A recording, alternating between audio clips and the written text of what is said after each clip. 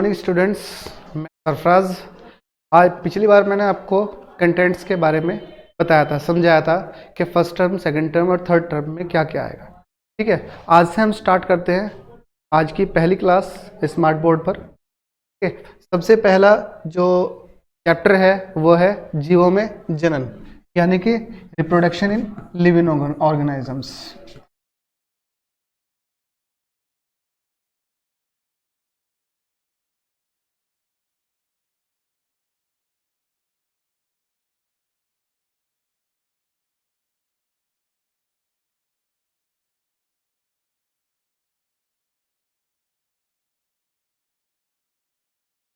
ठीक है, reproduction living organisms. तो इस चैप्टर में स्टार्ट करने से पहले हम इसके बारे में जान लेते हैं कि जीवों में जनन की प्रक्रिया क्या होती है। सबसे पहले तो हमें ये जानना जरूरी है कि जीवन होता क्या है, यानी कि जीवन काल, लाइफ स्पैन।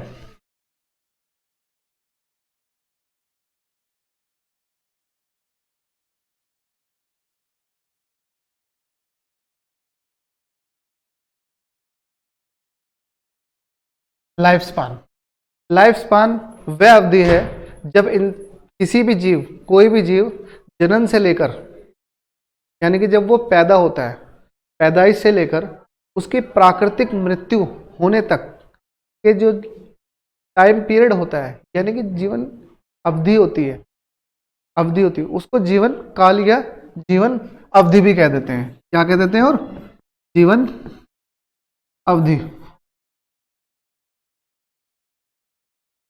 ओके, तो अब हम बात करते हैं कि जनन क्या होता है। जनन, जब जनन मीन्स रिप्रोडक्शन।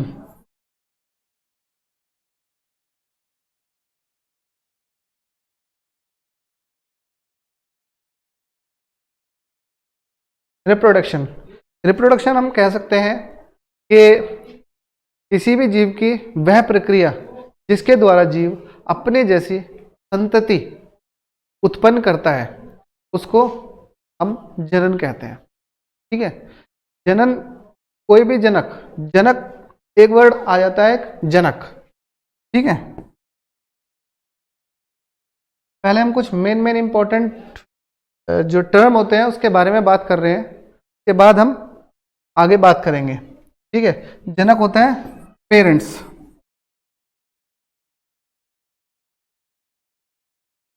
ठीक है, पेरेंट्स को हम जनक कहते हैं।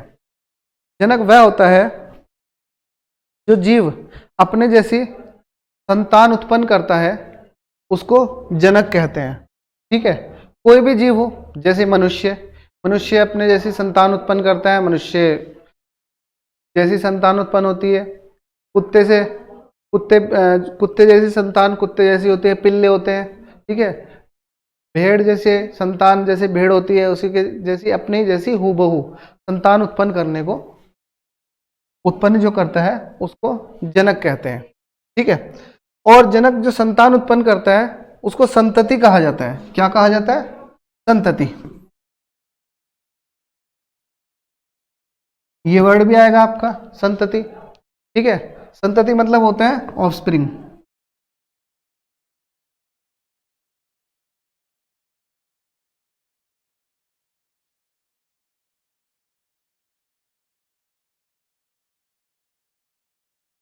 ऑफस्प्रिंग, संतति। जनक द्वारा जो संतान उत्पन्न की जाती है, ठीक है, वह संतति कहलाती है। सिंपल बात का, जनक द्वारा उत्पन्न जो नए जीव होते हैं वो संतति कही जाती है। ठीक है, उसके बाद हम बात करते हैं कि जनन कितने प्रकार का होता है। ठीक है, जनन के प्रकार।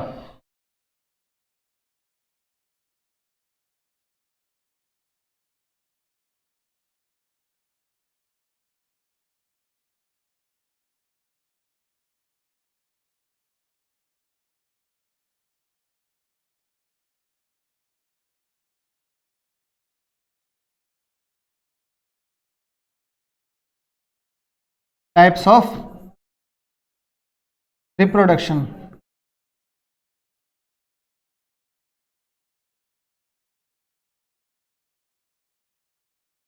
Types of reproduction.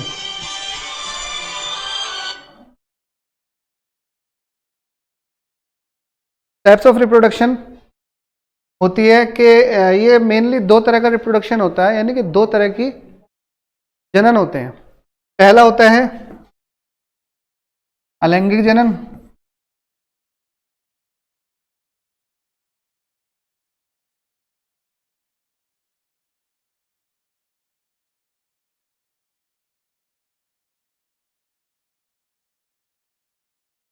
ठीक है, इसको बोलते हैं इंग्लिश में एसेक्सुअल रिप्रोडक्शन।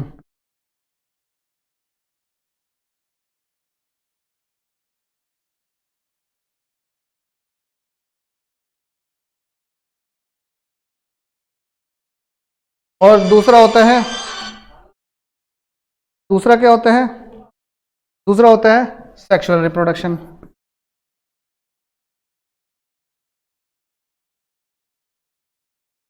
लैंगिक जनन।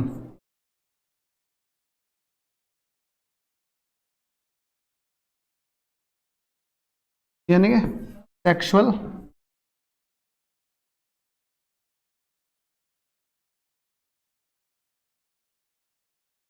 रिप्रोडक्शन, ठीक है। अलैंगिक जनन में सबसे पहले हम अलैंगिक जनन की बात करते हैं, ठीक है। अलैंगिक जनन में सिर्फ एक ही जीव अपने जैसी संतान उत्पन्न करता है, एक जीव से ही अपने जैसी दो या दो से अधिक संतान उत्पन्न होती है, ठीक है। डॉटर सेल्स बनते हैं जिनको क्लोन कहा जाता है, ठीक है। और लैंगिक जनन में दो जीवों की आवश्यकता होती है, ठीक है। दो जीव आपस में मिलकर जब जनन की प्रक्रिया करते हैं तो उसको लैंगिक जनन कहा जाता है, ठीक है। इसमें लैंगिक जनन में दो क्या होते हैं, एक नर होता है और दूसरा मादा, ठीक है। यानी कि इसमें दो जनक की आवश्यकता होती है। पहले में अलैंगिक जनन में सिर्फ एक जनक से ही जनन होता है, ठीक है। वही विभाजित होता है या अलग अलग तरीके से अलैंगिक जनन होते हैं। इसके बारे में हम बात करेंगे कि अलैंगिक जनन कितने प्रकार के होते हैं, थोड़ा सा इस बारे में बात कर लेते हैं, ठीक है। सबसे पहला बात करते हैं हम अलैंगिक जनन में हाँ, क्लोन तो मैंने बता दिया आप लोगों को। अलैंगिक जनन में जो विभाजन होता है समसूत्री विभाजन के द्वारा ही अलैंगिक जनन होता है, ठीक है। लिख सकते हैं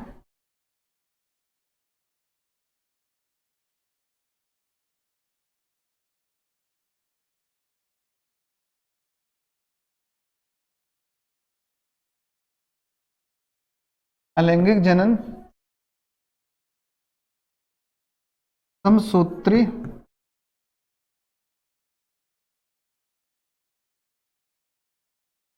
विभाजन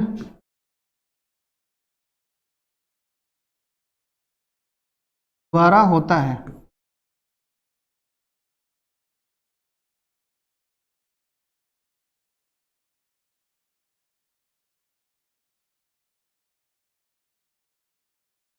ठीक है।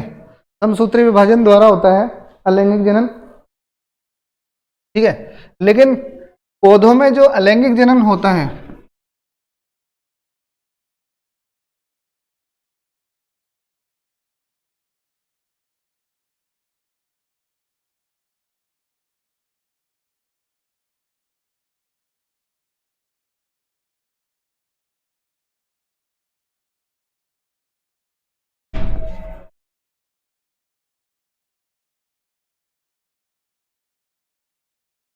लैंगिक जनन की प्रक्रिया को कायिक प्रवर्धन कहते हैं,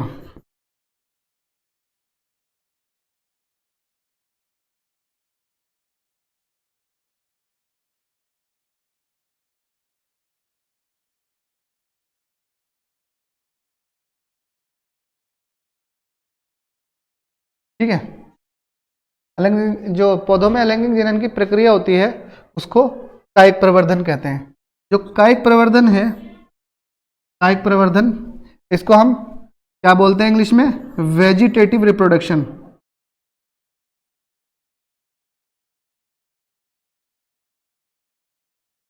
सॉरी, रिप्रोडक्शन नहीं, प्रोपगेशन। वेजिटेटिव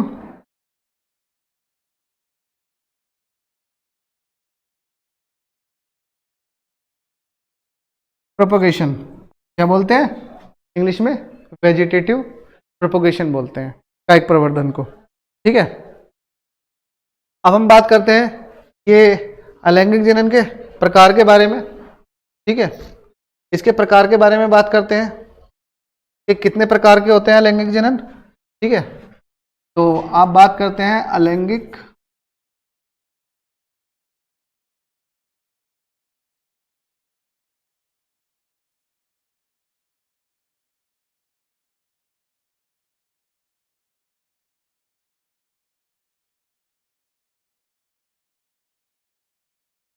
यानी कि टाइप्स ऑफ एसेक्सुअल रिप्रोडक्शन। ठीक है, तो इसमें सबसे पहले बात करेंगे हम, पहला जो है वो होगा विखंडन। क्या होगा? विखंडन।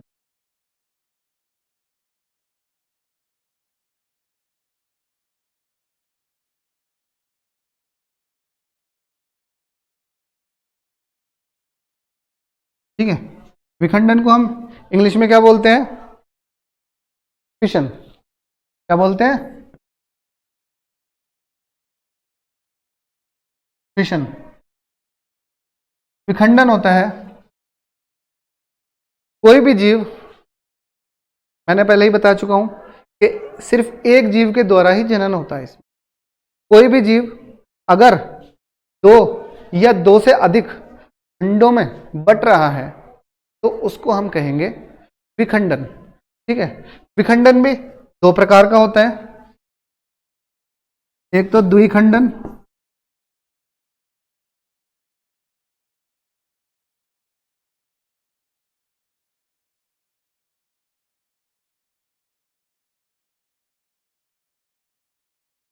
और एक होता है बहुखंडन।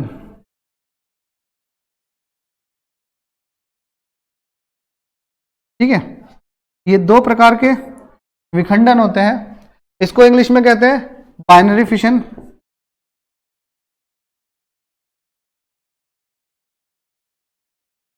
और इसको बोलते हैं बहुखंडन को मल्टीपल फिशन। ठीक है, क्या बोलते हैं?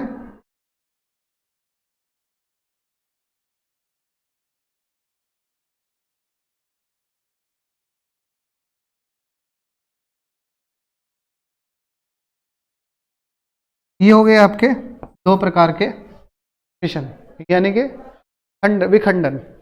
तो सबसे पहले बात करते हैं हम बाइनरी फिशन के बारे में।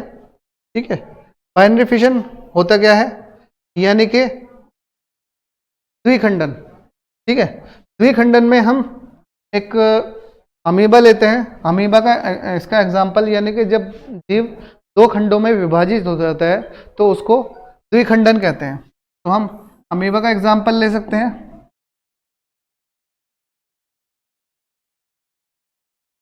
ठीक है, यह है अमीबा। ठीक है, अमीबा के इस बीच में से इस पोर्शन में से क्या होता है? संकीर्णन स्टार्ट हो जाता है, शुरू हो जाता है, यानी कि ये बीच में से दबना शुरू हो जाता है। ठीक है, किस तरह से होता है? ये कुछ इस तरह से होता है और इसका जो न्यूक्लियस होता है यानी कि केंद्रक, ये इसका केंद्रक है। क्या है ये? केंद्रक। केंद्रक है। ये केंद्रक भी बीच में से थोड़ा सा संकीर्णन शुरू हो जाता है।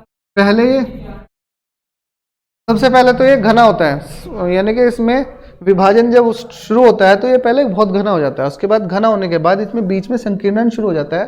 संकीर्णन शुरू होने के बाद धीरे धीरे स्ट्रेच होने लगता है। स्ट्रेच होकर फिर इसमें क्या होता है? ये कुछ इस तरह से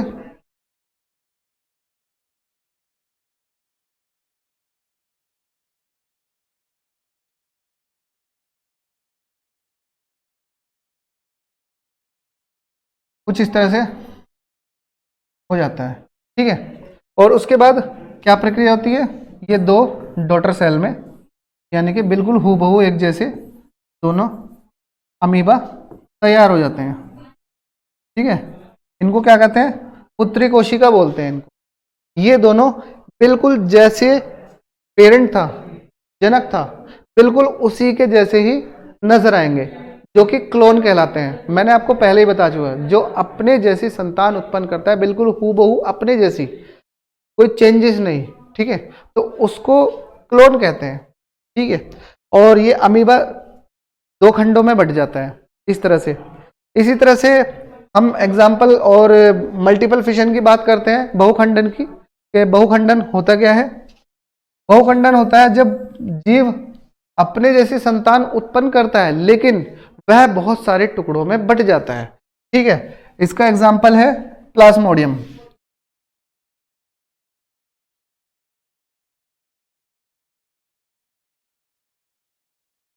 बहुखंडन। ठीक है, हम डायरेक्ट लिख लेते हैं, इंग्लिश में तो तुम्हें मैंने बता चुका है कि मल्टीपल फिशन होता है ये।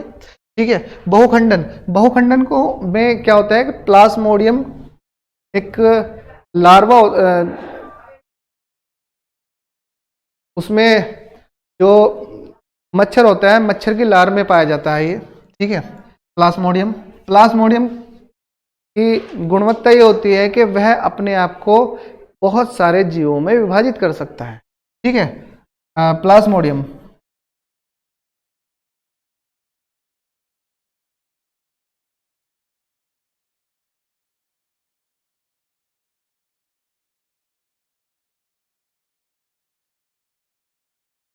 प्लाज्मोडियम, इसका क्या होता है? ये एक तरह से इस तरह से होता है, और ये विभाजन जब होता है तो अंदर बहुत सारे, काफी सारे प्लाज्मोडियम इसके जैसे आकार के बन जाते हैं। इस तरह से बहुत सारे प्लाज्मोडियम बन जाते हैं। ठीक है, और ये विभाजित होकर अलग अलग अपना कार्य करते हैं। ठीक है, इस तरह से इसमें बहुखंडन होता है। ठीक है, तो ये तो रहा बहुखंडन। उसके बाद बात करते हैं हम, अगला जो नेक्स्ट है मुकुलन। ठीक है, सेकंड जो है वो है मुकुलन। इसको इंग्लिश में क्या कहते हैं? बडिंग।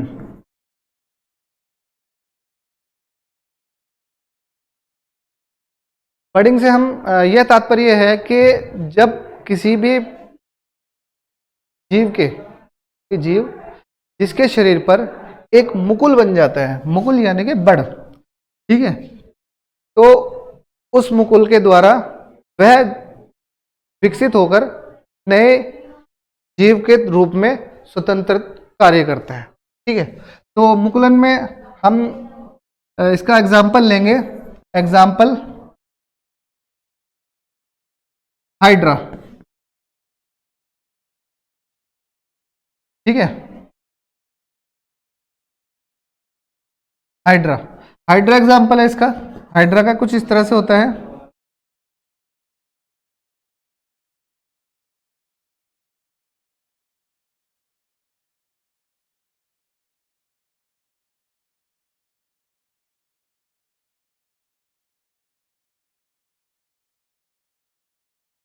तो इसमें ये एक मुकुल बन जाता है, मुकुल बन जाता है। ये मुकुल बाद में क्या होता है? विकसित हो जाता है।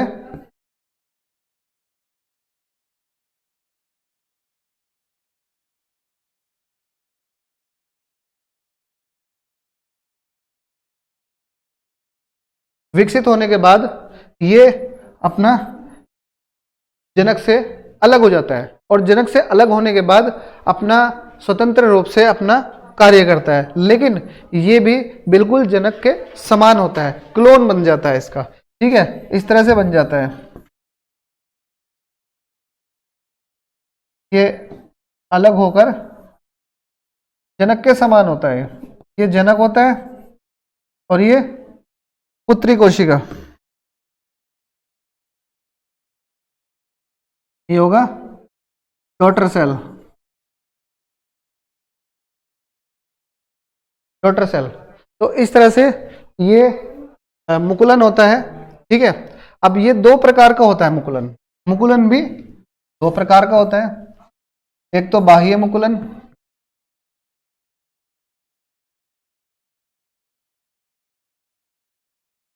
एक होता है आंतरिक मुकुलन।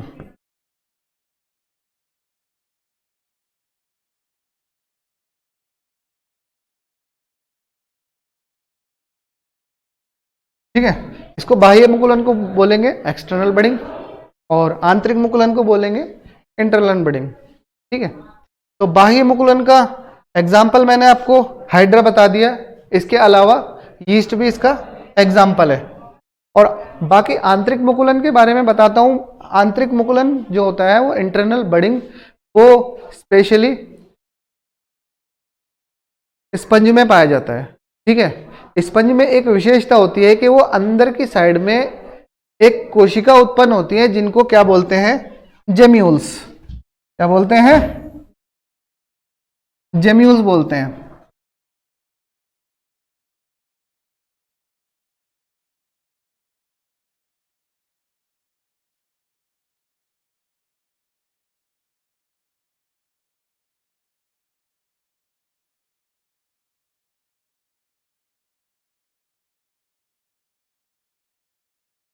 इसका एग्जाम्पल है स्पंज।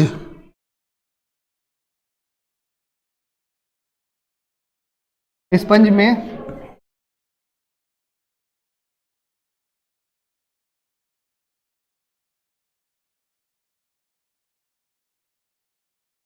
विशेष प्रकार की कोशिका विकसित होती है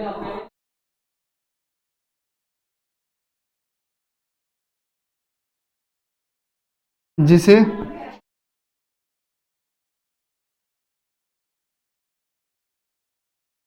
क्या बोलते हैं, जेम्यूल्स। इन्हें जेम्यूल्स कहा जाता है। ध्यान देना कि ये बहुत मोस्ट इंपॉर्टेंट है। ठीक है, तो इसका जो एग्जाम्पल है, इसका एग्जाम्पल है स्पॉन्जिला। ये स्पॉन्जिला में बनते हैं।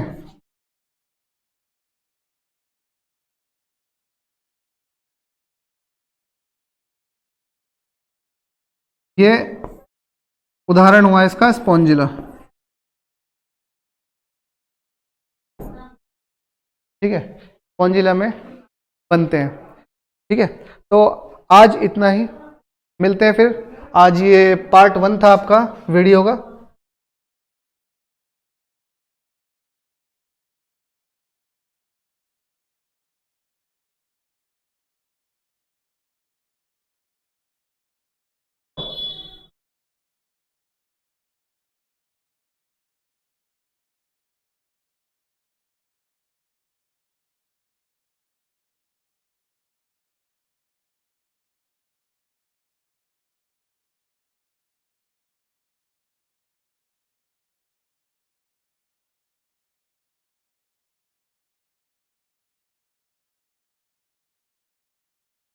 अब नेक्स्ट वीडियो में आपको इसके आगे का बताया जाएगा कि बीजाणु में किस प्रकार का जनन होता है। ठीक है, और खंडन क्या होता है, कायिक प्रवर्धन के बारे में बताया जाएगा। Thank you, that's all.